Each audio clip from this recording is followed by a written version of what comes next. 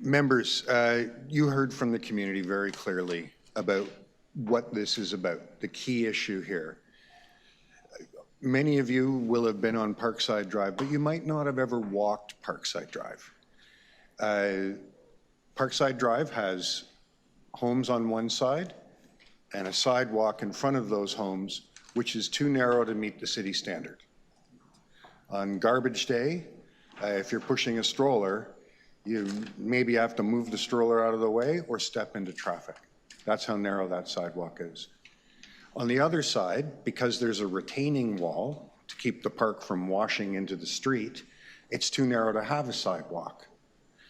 This is effectively, therefore, a highway running through a city neighborhood between the front doors of homes and a park. It's an unacceptable condition. City's been taking small incremental steps, allowing parking on the east side, lowering the speed, putting in traffic lights, putting in automated speed enforcement. But as the deputant said, those are small incremental changes. It doesn't change the fundamental fact that this is a highway running between front doors and a park. The proposal you have in front of you today sets out a design both for the bike lane and for intersection treatments, and also as a phase 2, the connection between Parkside Drive and the lakeshore, which quite frankly, if you've ever walked that, is designed only for cars. It's the right thing to do if you want to stand by the city's commitment to Vision Zero. It's the right thing to do if you believe in having neighborhoods instead of treating Toronto as a place you drive through at high speeds. Another important piece of it is thinking about our overall goals on building bike lanes and bike infrastructure.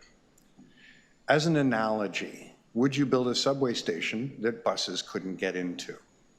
Would you build a road that you couldn't turn on or off? No, of course not.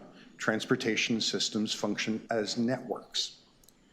This is an important piece of the network between two of the most important pieces of bike infrastructure in the city, the Bloor Bike Lane and the Martin Goodman Trail. It creates a protected bike lane, which, as our staff have pointed out to us over and over again, is for many, many people, the only kind of bike infrastructure that many people will drive or use. So for all of those reasons, I encourage you to support this. Now, just a quick word on the context.